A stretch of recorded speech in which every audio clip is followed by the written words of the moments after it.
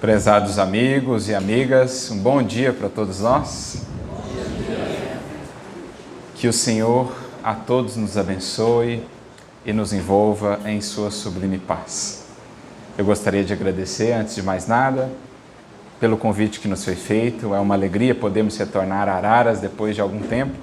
Não me recordo exatamente quando foi a última vez, mas já há um tempinho que estivemos aqui pela última vez. Então, uma alegria poder reencontrar amigos, podermos comungar dessas bênçãos de fraternidade e de luz que o Espiritismo, que o Consolador e o Evangelho nos proporcionam. Agradecendo também ao coral que fez a abertura, preparando o ambiente para nós, esperando que o Mestre possa inspirar-nos a todos. O livro Deus Conosco traz um compilado de mensagens do Espírito Emmanuel, mensagens essas que eram recebidas no culto da família Joviano, lá na Fazenda Modelo. Lembrando que a família Joviano era aquela família muito próxima, muito ligada a Chico Xavier, da qual fazia parte Rômulo Joviano, aquele que era o seu chefe na Fazenda Modelo, a sua esposa, Maria Joviano, Wanda Joviano, uma das filhas, entre outros filhos. Então, uma família muito ligada a Chico Xavier de muitos tempos. É a mesma família que aparece ali no livro 50 anos depois no livro Renúncia. São aqueles espíritos que estão ali vinculados, né, a Chico, a Emmanuel, nessa trajetória espiritual. Um desses espíritos, pertencentes a essa família, inclusive, já se encontrava desencarnado, que é o espírito de Arthur Joviano, pai do Rômulo, que escreveu-nos muitos textos, mensagens e livros por meio de Chico Xavier com o nome de Neio Lúcio. Nome esse que vem lá do livro 50 anos depois, quando ele havia sido Cneio Lúcius, avô de Célia, pai de Ovídio Lúcius, que era o nosso Rômulo àqueles tempos. Então, eles faziam ali na Fazenda Modelo esse culto semanal, momentos de reflexão, de oração, e também recebiam então mensagens, principalmente de Emmanuel e de Neio Lúcio. Essas mensagens, mais recentemente, foram organizadas, compiladas pela Wanda Joviano e foram então lançadas. O livro Deus Conosco traz-nos a mensagem ano a ano, ou as mensagens ano a ano obtidas, transmitidas, melhor dizendo, pelo Emmanuel. E aí temos outros livros que trazem as mensagens do Espírito Neio Lúcio. Por exemplo, Sementeira de Luz, Sementeira de Paz, Colheita do Bem. E, recentemente, então, lendo esse livro, Deus Conosco, nós fomos notando que, dentre outros assuntos, Emmanuel tratava muito de uma questão específica, que, justamente pela ênfase que ele dava nesse ponto, a gente pôde perceber a importância desse tema, importância essa que muitas vezes não é devidamente compreendida por nós, os encarnados.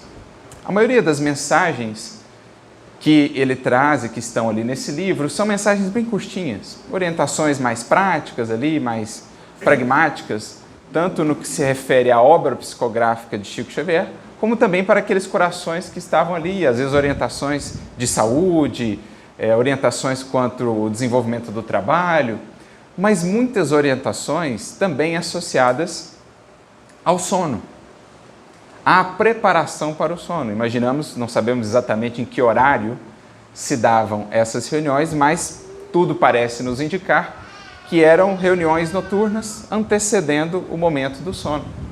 De modo que em muitas dessas pequeninas mensagens, Emmanuel traz orientações para aqueles corações acerca do sono, a preparação para o sono, a importância quanto ao sono e o que ele pode nos proporcionar. E isso, naturalmente, me chamou a atenção. Me fez recapitular algumas reflexões, meditações em torno desse tema, que, como dizia, nem sempre é tão bem analisado aqui por nós enquanto encarnados. Mas uma conta básica nos faria pensar melhor quanto à importância disso, especialmente quando nós analisamos esse assunto à luz do Espiritismo, que nos desvela aquilo que acontece para além do que os nossos sentidos aqui, quando no estado de vigília, podem abarcar. Então, uma conta básica nos ajudaria a entender a importância disso. Basta notarmos que, ao longo de uma encarnação,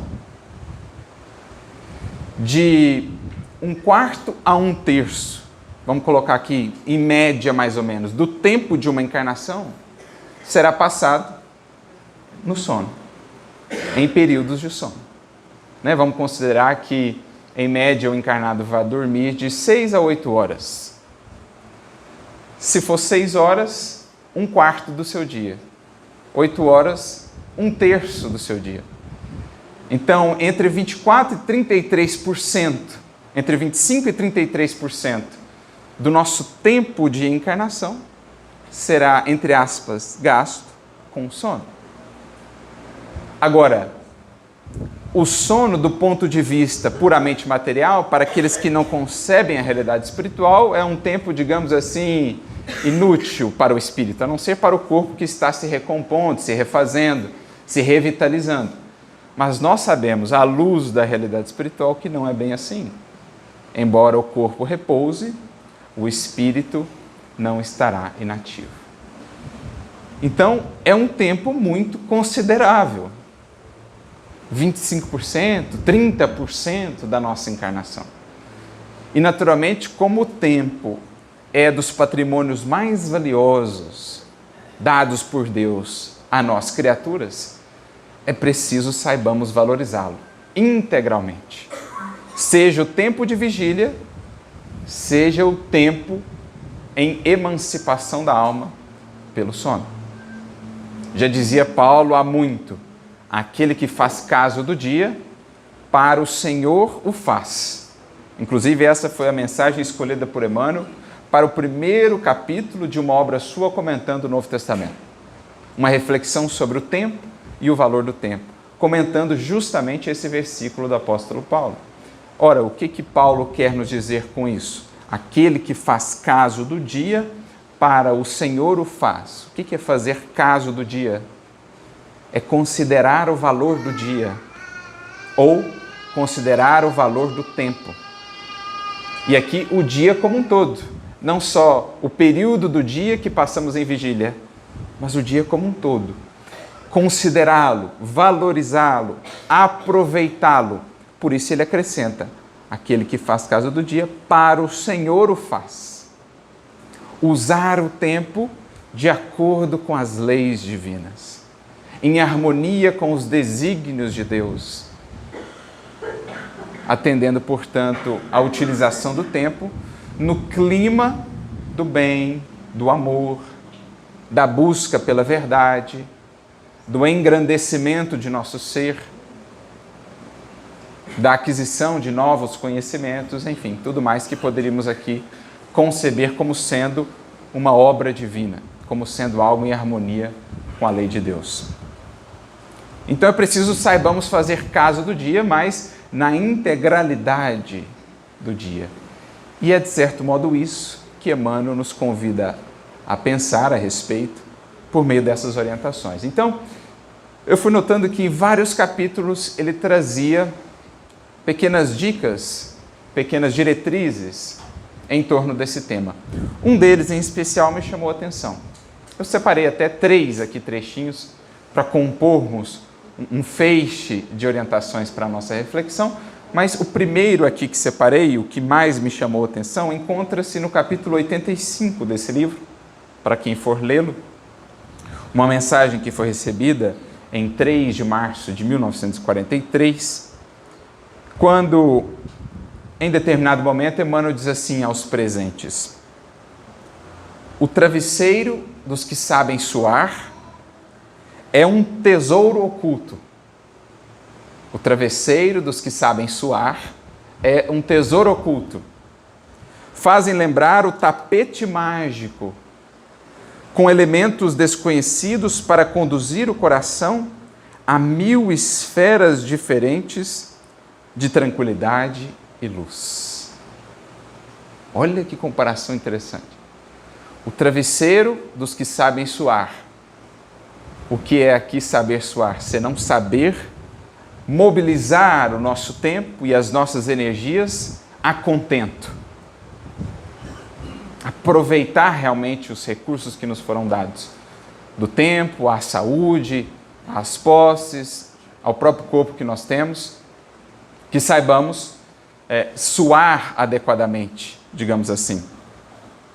Então ele diz que o travesseiro desses que sabem suar lembra um tapete mágico. Aqui ele faz uma referência, né, àquela história que vamos encontrar lá em Aladim e outras tradições lá do Oriente. Então, permite ao espírito planar. Imagina. Permite ao espírito planar por outros horizontes mentais, digamos assim, né, expandindo a sua experimentação, a sua vivência no mundo espiritual. E mais adiante um pouquinho nessa mensagem, inclusive ele diria, acrescentaria: no esforço de iluminação e combate do dia, é a paz da noite com o Senhor no Espírito.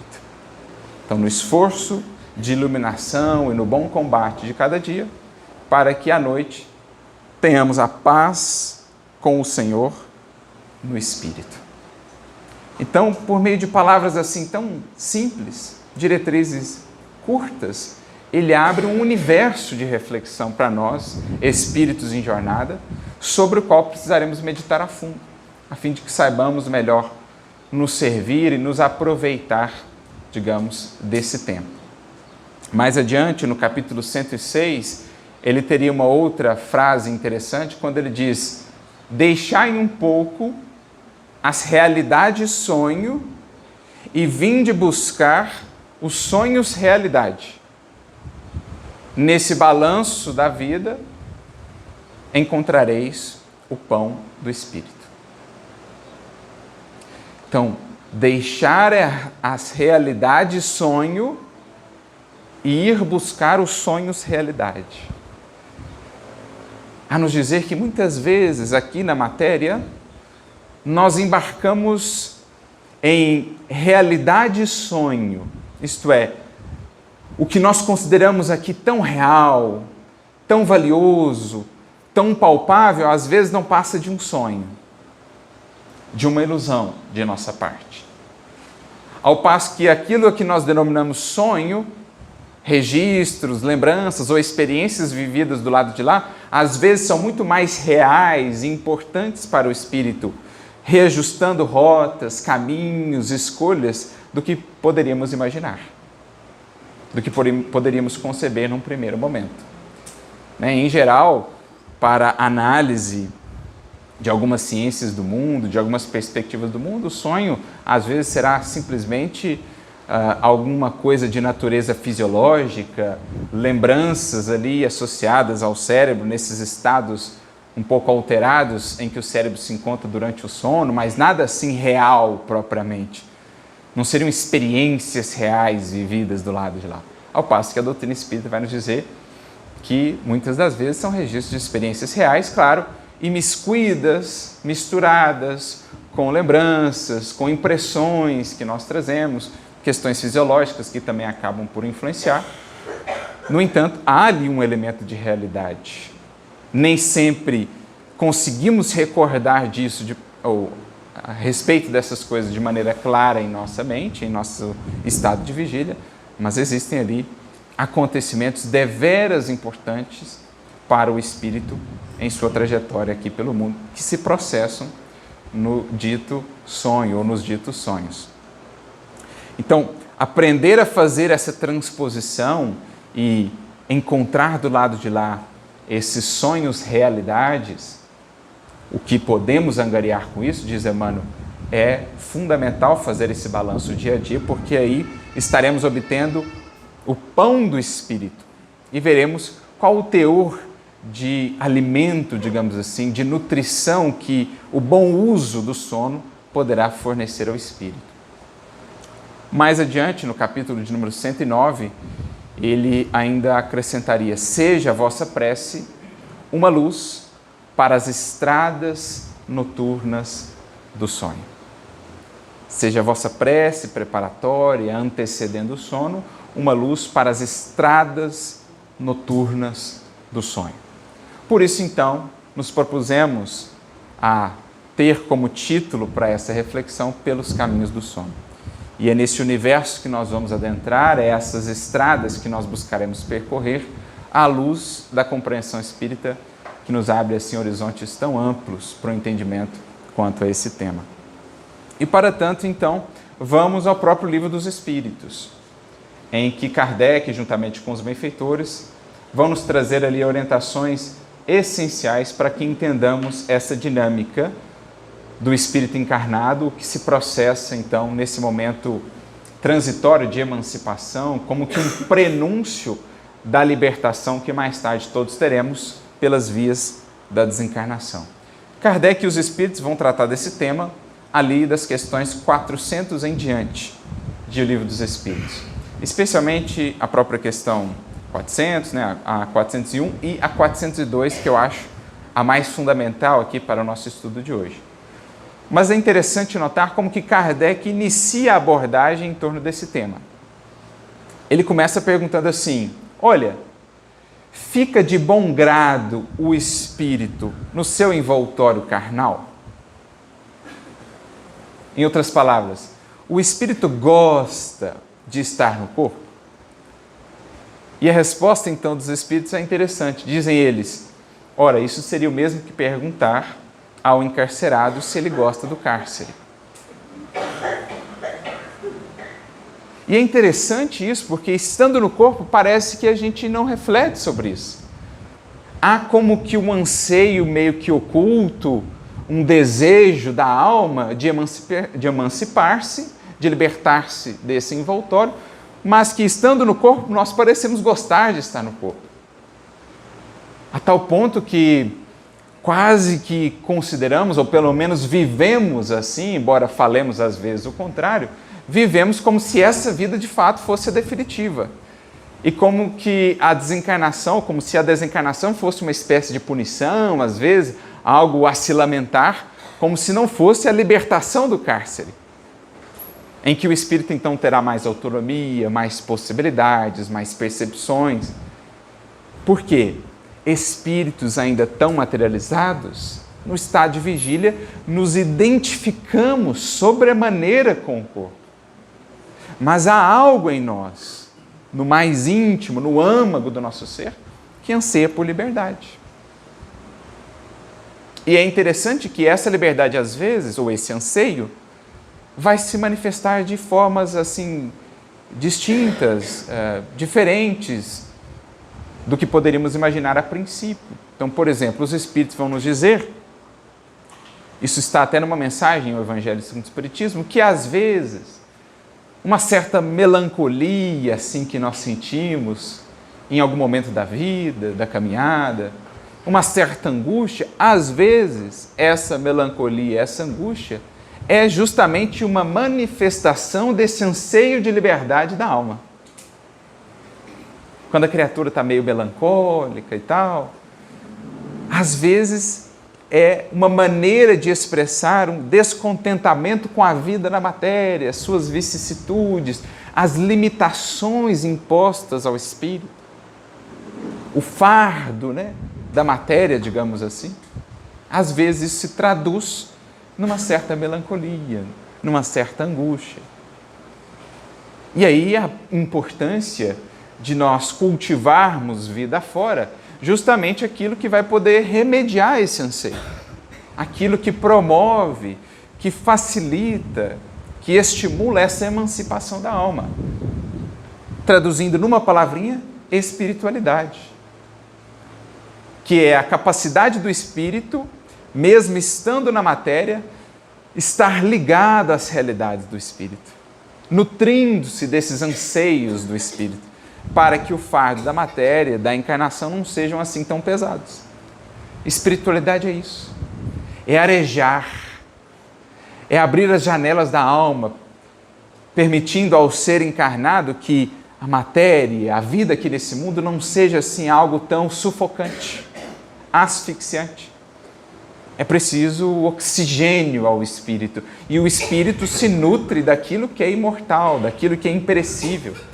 Nutre-se o espírito de luz, da verdade, do bem, do amor. dos valores transcendentes. Isso é espiritualidade.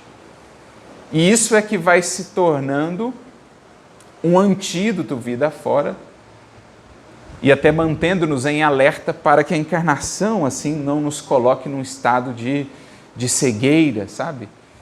Um mergulho tão profundo na matéria, de modo a nos esquecermos mesmo da nossa destinação, da nossa origem, do que fazemos aqui, da nossa essência. Então eles dizem lá, Kardec, que o espírito não permanece assim muito de bom grado no corpo. Em surgindo uma possibilidade, logo ele quer se emancipar, ainda que seja uma emancipação transitória. Eles dirão também, nessas questões que tratam do tema, que o sono é, por isso mesmo, um ensaio, uma espécie de preparação diária para a condição depois mais permanente que teremos pela desencarnação. Ali nós ensaiamos o que seja o processo.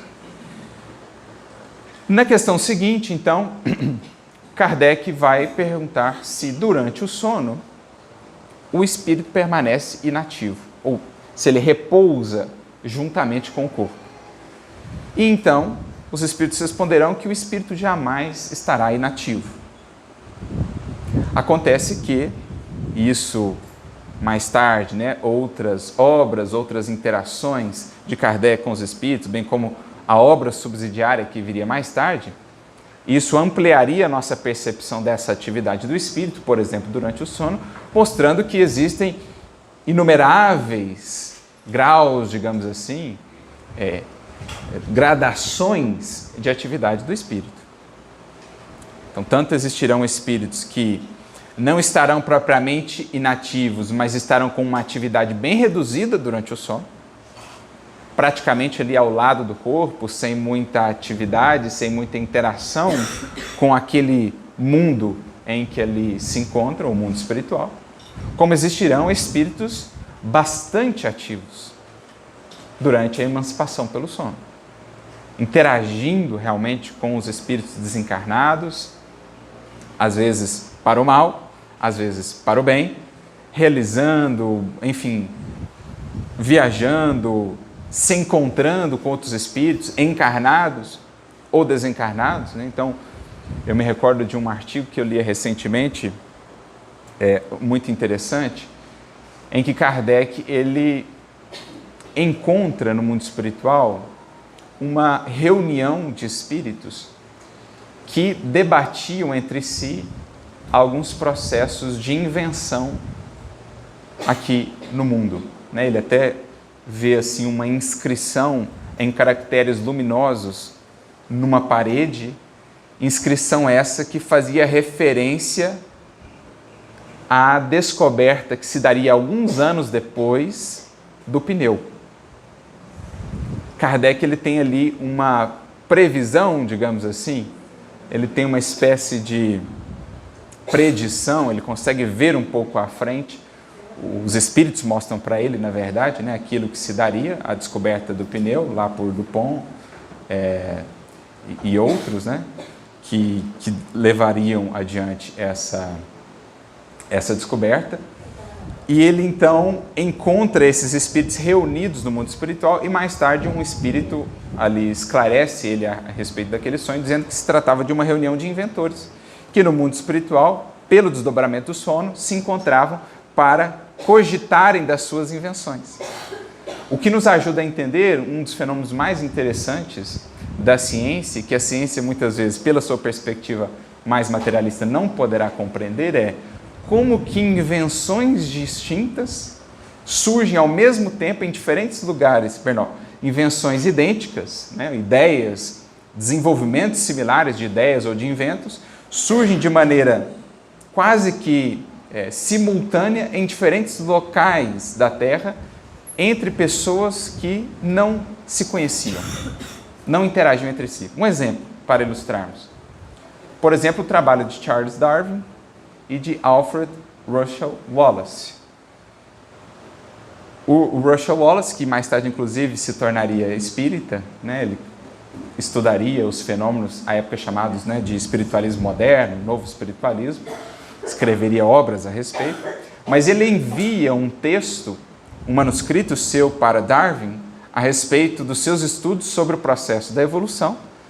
E o Darwin fica absolutamente impressionado, até apressa a publicação do seu livro, A Origem das Espécies, porque ele via que o Herschel Wallace estava chegando ali, em muitos aspectos, às mesmas conclusões, sem que eles houvessem conversado entre si na matéria.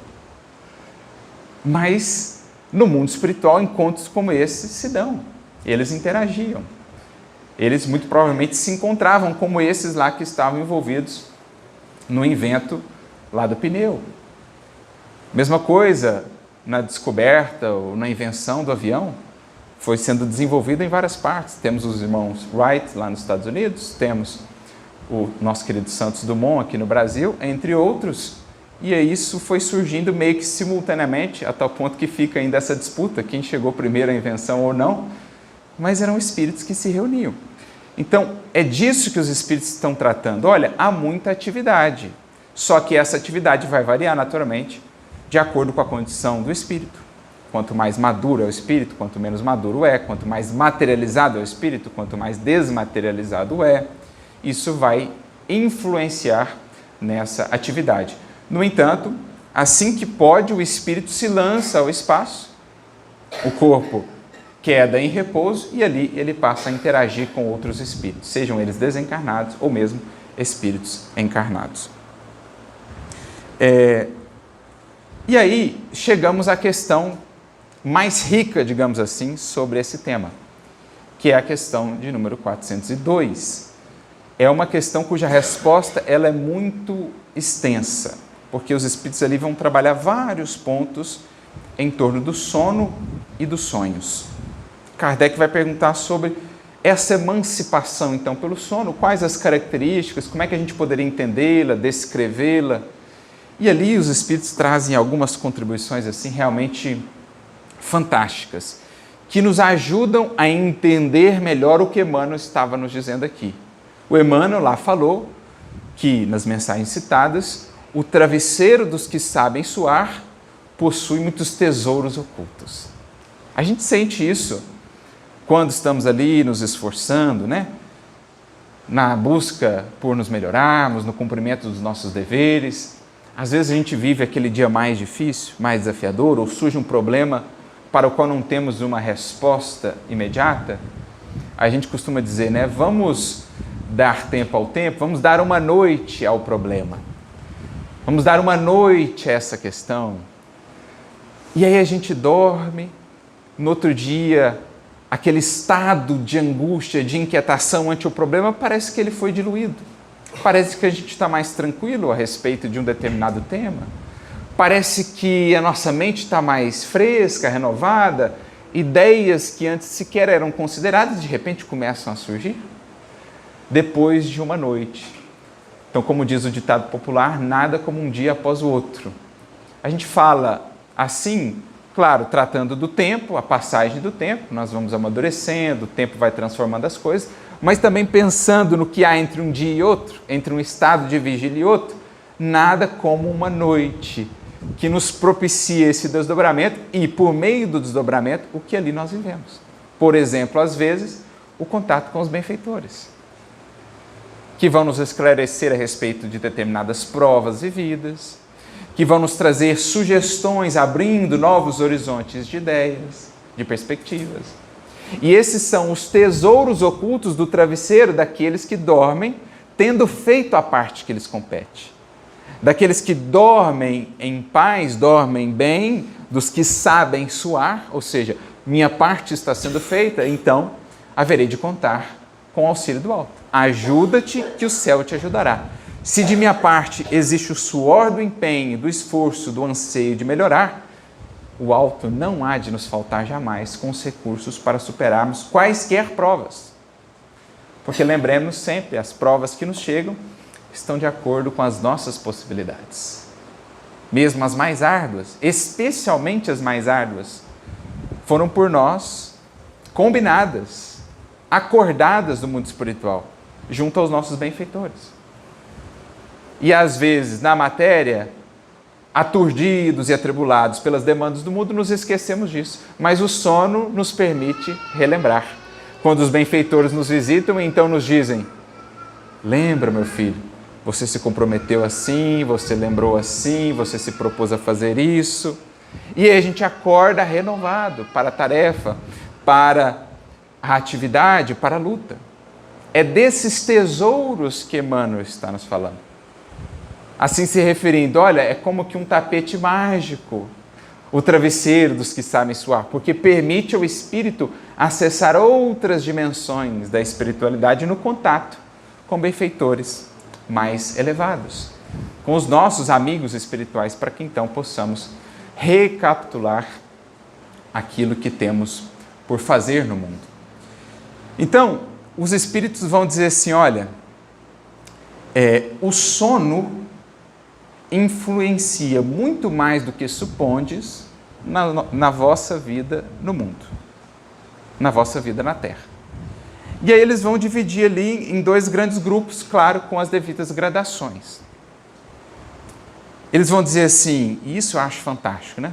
Essa expressão que eles cunham no Livro dos Espíritos, para mim, é uma das mais fascinantes. Eles dizem, tiveram sonos inteligentes, aqueles que, em deixando o mundo, desencarnando, o fazem de maneira muito tranquila, sem passarem por um longo período de perturbação. Então, o que os espíritos estão fazendo? Eles estão conectando a nossa experiência diária de sono, a natureza dela, a qualidade dela, ao processo de desencarnação. Já que o sono não é senão um ensaio para a desencarnação. Ensaio diário, treino diário. E eles estão dizendo, olha, aqueles que ao desencarnar o fazem serenamente, sem precisarem passar por um longo estágio de perturbação, aquela perturbação que acontece durante a desencarnação, como Kardec vai nos explicar, como a obra de André Luiz, por exemplo, vai nos ilustrar tão bem, aqueles que têm um período de perturbação muito reduzido, por que assim foi? Por que assim se deu? Porque ao longo da vida tiveram sonos inteligentes. Então você pega, por exemplo, um Caibar Schutel, o seu corpo estava sendo velado, ele já se manifesta mediunicamente e diz então que gostaria que fosse escrito na sua lápide, enquanto o seu corpo era velado. Vivi, vivo e viverei, porque sou imortal. Pede ele se escreva na sua lápide. Então o espírito que logo após a sua desencarnação, já estava a tal ponto na posse de si mesmo, consciente, de modo que podia manifestar-se mediunicamente. Raros são os espíritos com tamanho desprendimento, que desencarnam de maneira tão tranquila, desenfaixando-se, desenlaçando-se do corpo físico. Mas por quê? Porque, claro, ao longo de toda a vida, converteu a sua vida, o seu tempo, num hino de serviço ao Cristo, à doutrina espírita, ao amor e ao bem. Então, durante a vigília, era um arauto do Evangelho, um arauto do bem, mas também, e justamente por isso, conservava sonos inteligentes. De modo que, ao final da existência, pôde lançar-se ao mundo espiritual como uma ave que, sendo aberta a gaiola, pode projetar-se no infinito. Então diz ele, ou dizem eles, os espíritos, acrescentando, esses que assim viveram durante o seu desdobramento pelo sono, vão a esferas mais elevadas de espiritualidade e ali entram em contato com espíritos que lhes são superiores. Conversam com eles, viajam com eles, se instruem com eles. Começam e efetuam ou concluem, inclusive, obras que encontram acabadas ao voltarem para o mundo espiritual. Olha só que interessante. Então, eles iniciam lá no mundo espiritual um projeto em paralelo. Então, aqui na matéria, eu estou trabalhando nisso e naquilo outro. né, nas atividades profissionais, nessa atividade no centro espírita, estudando esse ou aquele tema. Mas no mundo espiritual eu estou trabalhando também em outras tarefas, em outras atividades, de modo que dizem os espíritos lá, alguns desses, ao retornarem para o mundo espiritual, encontram uma obra inteira que desenvolveram durante a encarnação, só no estado de emancipação. Olha o aproveitamento do tempo, elevado ao máximo. Isso, dizem os espíritos, no que tange aos espíritos mais elevados, mais maduros, mais conscientes no trato com a realidade espiritual. Por outro lado, a grande maioria dos espíritos, mais materializados, mais voltados ainda para os interesses imediatistas, dando vazão às paixões, em se desdobrando, se emancipando pelo sono, o que vão fazer ou o que vão buscar? Dizem lá os espíritos, mundos inferiores, poderíamos entender as regiões espirituais inferiores, onde velhos companheiros os chamam. Nossos antigos comparsas, companheiros de ilusão, lá nos esperam para, mais uma vez, chafurdarmos na lama das ilusões. Então vão lá dar vazão a paixões, às vezes mais complicadas e adoecidas do que aquelas a que dão vazão na matéria. Porque, às vezes aqui, por uma certa convenção social, sopitam, abafam certas paixões. Mas lá, digamos assim, solta o freio, né? Faz tudo o que der na telha. E a obra de André Luiz fartamente vai nos ilustrar essa orientação dos espíritos. Vai nos mostrar casos que nos ilustram essa indicação dos espíritos. Então eles ainda acrescentam, vão muitas vezes beber em doutrinas mais vis, mais ignóbeis do que aquelas que professam no mundo. De modo que muitos dos desvios humanos, dos crimes humanos, são em verdade projetados, concebidos do lado de cá, para serem realizados, do lado de lá, para serem realizados do lado de cá. Então veja, há sempre atividade, mas qual o teor da atividade? Existem espíritos ainda muito materializados ou aferrados ao corpo que, em se emancipando, ficam ali meio que no entorno do corpo, quase que num estado de sonambulismo, sem saberem de fato onde estão, enfim. Mas existem outros que, em se emancipando, vão ter com falanges da sombra, falanges sombrias, de prazeres, de vícios, de paixões. Outros, contudo, mais raros esses, mas esse é um dos objetivos do Espiritismo, nos preparar para isso, vão buscar a espiritualidade mais elevada, vão se instruir, vão se renovar, vão relembrar compromissos, para que, voltando à matéria, estejam ainda mais preparados para a atividade que nos compete aqui. Então, um caso interessante que ilustra isso está narrado para nós no livro Missionários da Luz. Então, como dizíamos, a obra de André Luiz, ela ilustra o que a obra de Kardec nos traz na forma de princípios, nessas orientações que os Espíritos nos trouxeram. Mais tarde, André Luiz viria nos trazer exemplos para ilustrar, para exemplificar de fato como isso se dá. Então, no livro Missionários da Luz, capítulo de número 8, chamado No Plano dos Sonhos, nós temos um caso muito interessante. O André está acompanhando ali o benfeitor Alexandre. E o Alexandre faria uma preleção sobre essa interação entre o mundo dos encarnados, o mundo carnal, o mundo material e o mundo espiritual. Preleção essa que seria direcionada principalmente para um grupo de estudos de espíritos encarnados que, pelo sono, se dirigiam àquela região para poderem estudar. Claro que outros espíritos participavam também desse estudo, espíritos encarnados e tal, mas majoritariamente o grupo era voltado para indivíduos que estavam encarnados e que, emancipados, iriam lá para prosseguirem ou ampliarem os seus estudos. E aí ele vai falando sobre como é rara ainda a condição daqueles que sabem aproveitar-se das horas de sono, mas ali naquele grupo eles não tratavam com espíritos assim completamente ignorantes a esse respeito. Eram, em geral, espíritos já informados da realidade espiritual, espíritas, que eram convidados a esse estudo. Só que o grupo, digamos, tinham lá inscritos 300.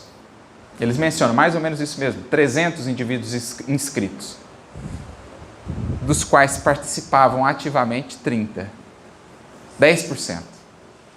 Isso em se tratando de indivíduos já informados da realidade espiritual. 10% de frequência. Aí o André ia acompanhar a preleção naquele dia, eles chegam lá, e aí um auxiliar ali do Alexandre informa, olha, está faltando 2 ainda da turma que costuma vir. E aí o Alexandre fala, está quase o nosso horário, faz o seguinte então, Sertório, vai você, leva o André Luiz consigo, vão atrás desses 2 para ver o que está acontecendo, se a gente pode ajudar. Aí o Sertório, acho que já sabendo o que poderia encontrar, falou assim, e se eles estiverem retidos por espíritos viciosos e tal, o que fazer? O Alexandre responde, deixa eles, porque só estarão em tal condição, porque fizeram algo que os levasse a essa condição. Pois bem, vão atrás do Vieira e do Marcondes, esses 2 espíritos faltantes. Primeiro lá, acho que é o Vieira, Sertório e André Luiz chegam, e o Vieira estava ali temeroso, estava meio assustado, assim, fora do corpo, com um espírito desencarnado que ali estava e que vinha, digamos assim, em cobrança, meio irritado com o Vieira. E aí, o André Luiz ali toma ciência da situação, o Sertório explica, dizendo o seguinte, olha, na verdade o próprio espírito também, o que foi atrás do Vieira, comenta, olha, a verdade é que ele hoje aí, durante o dia, ficou falando mal de mim. Comentários desairosos, menos felizes a respeito do conhecido desencarnado. E esse desencarnado, então, ficou ressentido com a natureza dos comentários e veio ali cobrá-lo. Tirar satisfações, como costumamos dizer, ao espírito do Vieira quando estava em desdobramento. E aí, meio aturdido, porque ele não conseguia, né, ter muita clareza de percepção no que estava acontecendo, ele ficou ali retido por aquela visita. Depois, inclusive, acorda assustado, lembrando-se ali de alguma coisa estranha que aconteceu no sonho. Não me recordo exatamente qual foi a percepção que ele teve do sonho, alguém que o perseguia, alguma coisa assim, mas na verdade era o espírito daquele sobre o qual havia falado de maneira desairosa durante o dia, durante a vigília, que durante a noite vinha cobrá-lo. Então eles deixam ele ali para que lidasse com a situação que ele mesmo criou e seguem em busca do outro companheiro. Chegando lá agora no Marcondes, já se apresenta aquela cena quixotesca, digamos assim. Marcondes desdobrado, mas cercado por 3 entidades femininas, em posição assim não muito nobre de se ver, né? Não muito recomendada ali de se ver, porque deixando as paixões falar mais alto, na ausência de um equilíbrio no que diz respeito, né, às energias criadoras do sexo e tudo mais, ali havia atraído aquelas entidades que vinham então com ele manter-se naquela simbiose adoecida. E ele meio que fazia-se assim de vítima, né, como se não tivesse parte em toda aquela questão. E o André Luiz até pergunta se não existiria ali uma intervenção, e o Sertório diz, mas foi ele mesmo que concebeu isso, ele mesmo que desejou isso acima ou antes de estar lá estudando, aprendendo, edificando, deixemos, portanto, que lide com as consequências dos seus atos, porque essas próprias consequências já serão em si mesmas educativas. Então, na verdade, foi uma jornada mais para nos instruir do que propriamente para ir atrás daqueles espíritos, porque Alexandre já sabia qual era a condição desses espíritos. Mas ele falou, Sertório, leva o André lá para que ele possa ver e relatar. E em relatando, para que os encarnados possam entender aquilo que foi dito lá, já em O Livro dos Espíritos. Olha, o sono e aquilo que se faz no sono influencia muito mais do que supondes na vida dos encarnados. Na vida de vocês, encarnados. Então, é exatamente, né, o que a espiritualidade, lá junto a Kardec, está nos orientando. Olha, atividade teremos de todo tipo, mas existirão aqueles que saberão preparar-se para converter esse tempo em algo que os edifique, que os eleve, que no outro dia, ao acordarem, os coloque, os mantenha numa posição, num estado de mais paz, de mais esperança, de mais consciência, ou aqueles outros que, em dormindo, muitas vezes sequer sentirão que repousaram. Acho que todos nós já tivemos aquelas noites também que acordamos no outro dia como se não estivéssemos descansados. Acordamos, às vezes, até meio perturbados de alguma maneira, porque as experiências talvez não foram as melhores do lado de lá. Tudo isso fruto dessa interação com o mundo espiritual. Mas mais do que isso, né? Um pouco mais à frente, na resposta, mais uma vez, da questão 402 do Livro dos Espíritos, eles vão dizer assim, olha, o sono ele tem esse outro papel, além da instrução propriamente, né, do contato ali com os espíritos, ele tem esse papel, digamos assim, de tornar a vida da matéria mais viável. Eles falam, inclusive, do caso dos espíritos superiores, para os quais a encarnação seria quase que inviável, não fosse o sono que os permite, por algum tempo, emancipar-se do fardo corporal, da vida material. Para um espírito que já está muito acostumado à vida em esferas mais elevadas, encarnar seria quase que impossível, não fosse a porta que Deus abre, noite a noite, pelas vias do sono, da emancipação. De modo que, dizem eles, o sono é uma espécie de refrigério que Deus propicia aos seus filhos durante a encarnação. É o recreio depois do trabalho. Claro, será um recreio adequado se o trabalho foi bem efetuado, senão um recreio de ilusões, né, em que nos entregamos ali às paixões e às ilusões de toda sorte. Mas há esse papel do sono, ele possibilita a vida na matéria, para que não sejamos nós tomados por aquela melancolia, por aquela angústia da qual falamos. Isso será tão mais real quanto mais elevado for o espírito.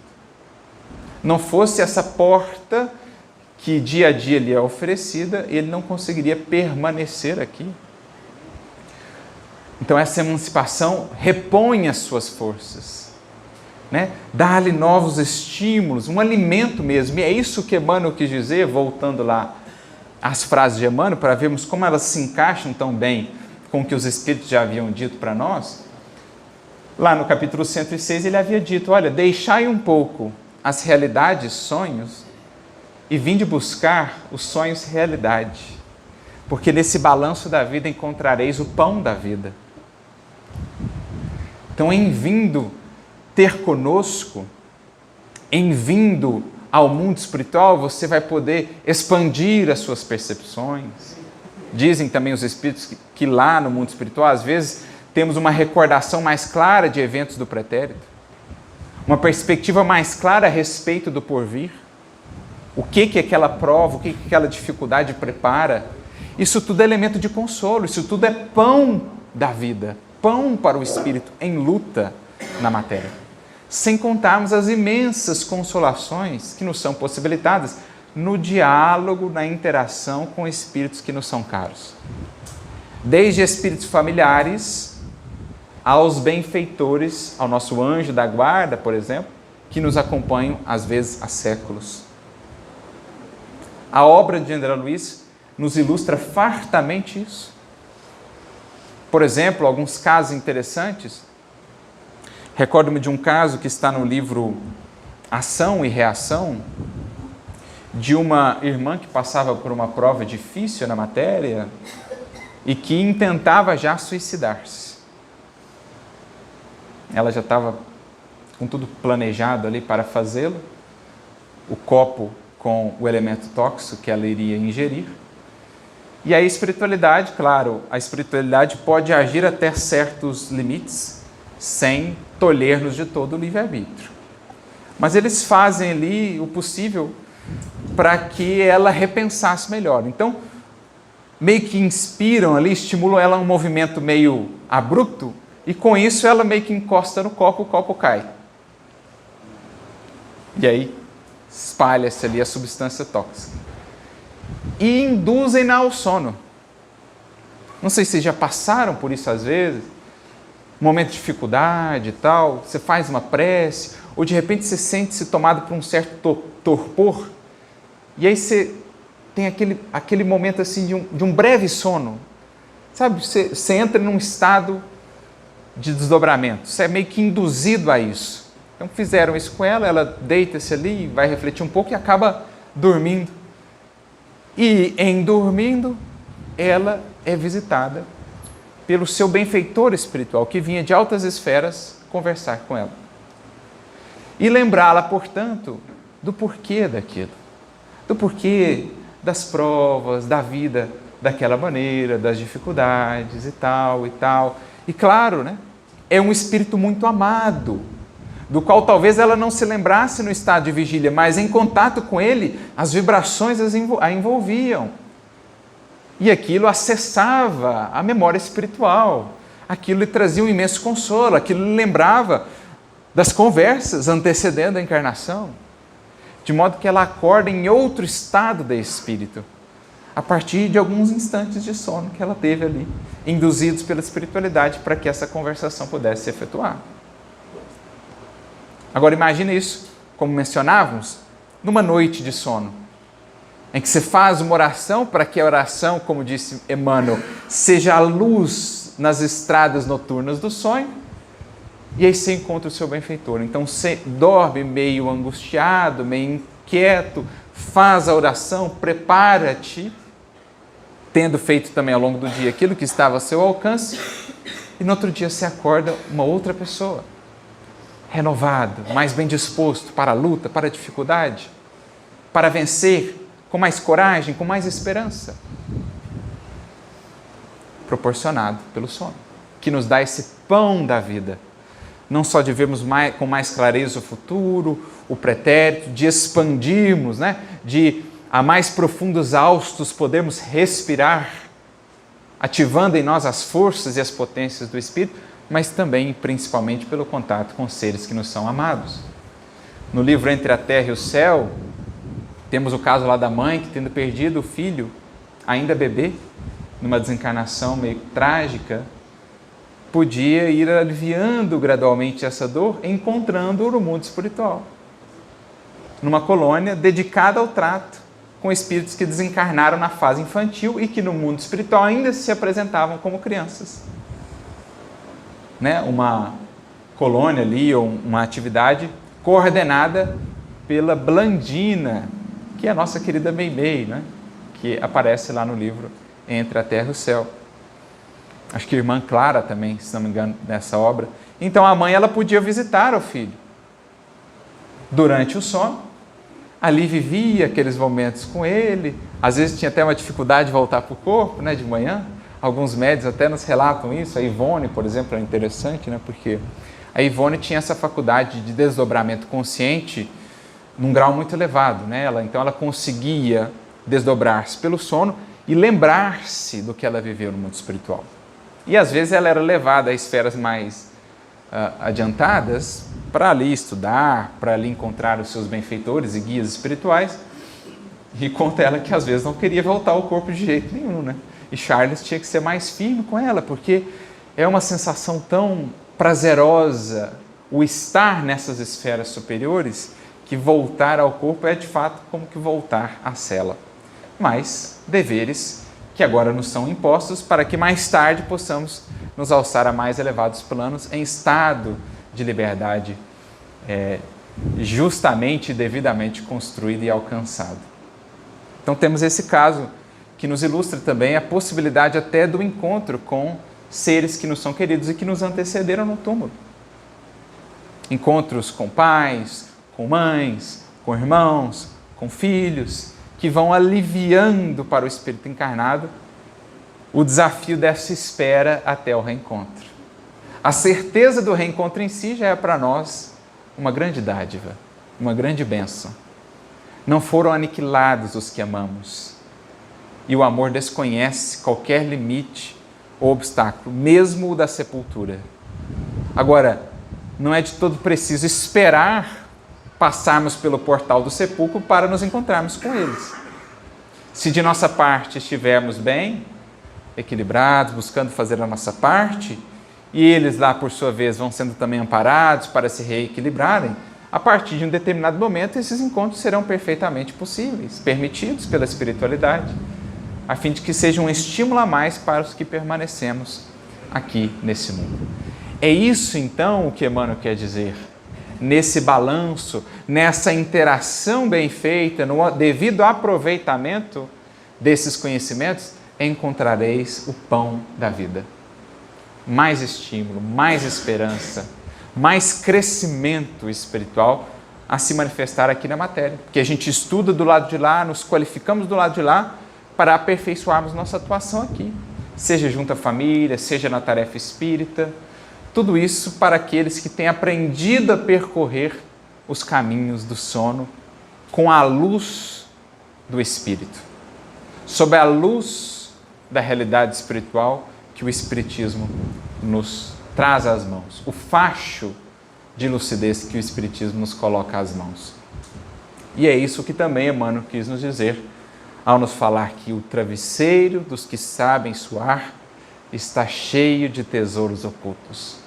São como um tapete mágico que nos permitirá nos projetar a esferas, a experiências, as sensações que muito haverão de contribuir com a nossa jornada ainda pelos caminhos deste mundo. Que essas reflexões, que essas contribuições que são tão vastas na obra espírita, desde o Livro dos Espíritos, passando pelas demais obras kardecianas, até as obras subsidiárias que vieram nos ilustrar isso de maneira ainda mais palpável, como a obra de André Luiz, Manuel Filomeno de Miranda, as obras de Ivone do Amaral Pereira, que são absolutamente fantásticas, Devassando o Invisível, Recordações da Mediunidade, que todos esses conhecimentos encontrem em nós essa consciência, essa determinação de entendermos que tal o dia, tal será a noite. Tal a vida, tal será a desencarnação. Um dia vivido na fuga aos deveres, no cativeiro das paixões, dando vazão às nossas perturbações, sem que possamos identificá-las e tratá-las, um dia assim vivido representará naturalmente uma noite mal vivida, mal experienciada, um sono não aproveitado.